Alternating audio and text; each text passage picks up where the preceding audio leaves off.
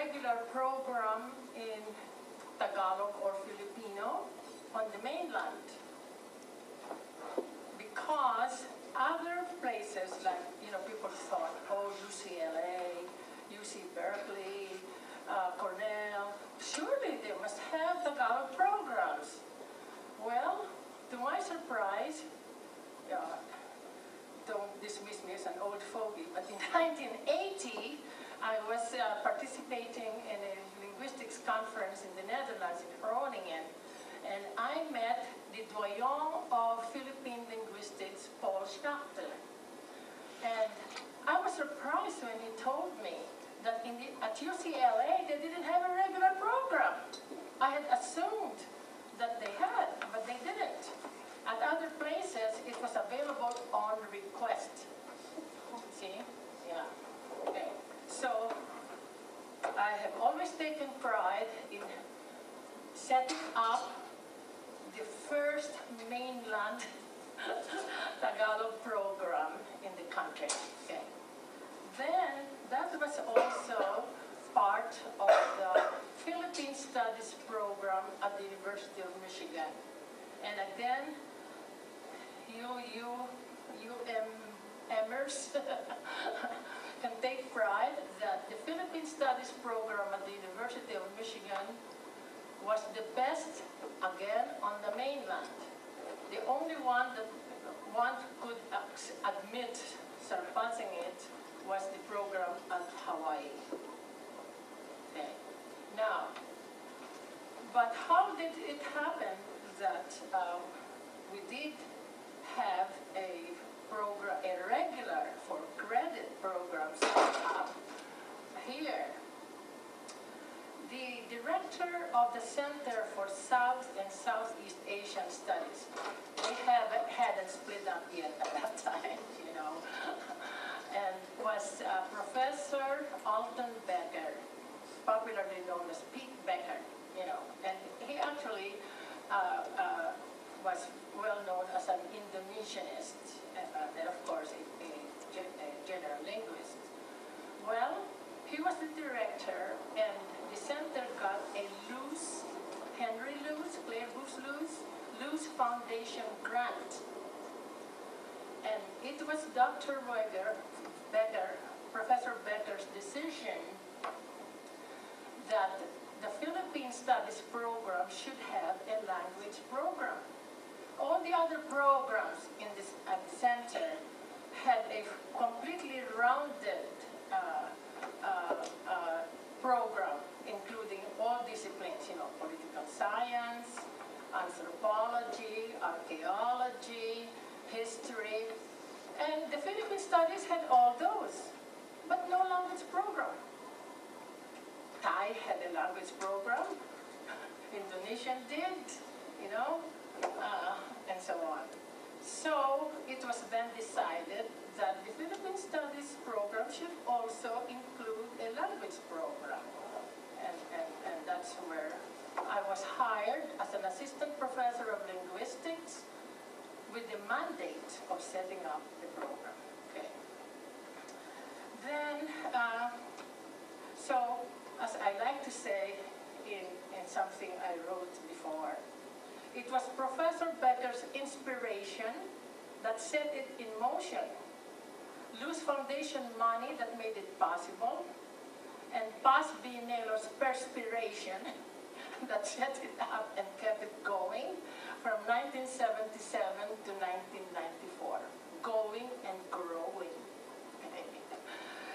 Do you know where that inspiration and perspiration comes from? Thomas Edison says,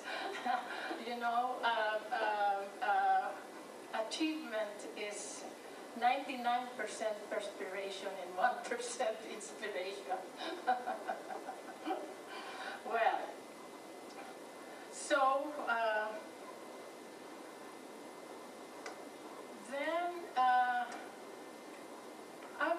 the position was for a full-time assistant professor of linguistics. At that time, I was an honorary, research associate or something like that. You know, I already had my PhD. There were no jobs for linguists, and my husband and our family were well established here. He even said to me, "Pat, I'll move wherever you can get a job." But I said, "No, it is more important for our family to stay here. We have 5 sons, you see." Okay. Anyway, but I was not happy just doing nothing academic, so I ended up doing volunteer work for the center. And I had this title, and the director was teasing me, "Pat, you have the longest title of all the people on the list of the center, honorary research associate," or something like that. You know. Well, anyway, because of that, I was also a member of the Luz Foundation Committee, which was making these decisions. And so I was at a meeting once, and somebody piped up, "Well, if we're going to hire a full-time assistant professor, and we only have $75,000 for 3 years, we won't be able to do anything else."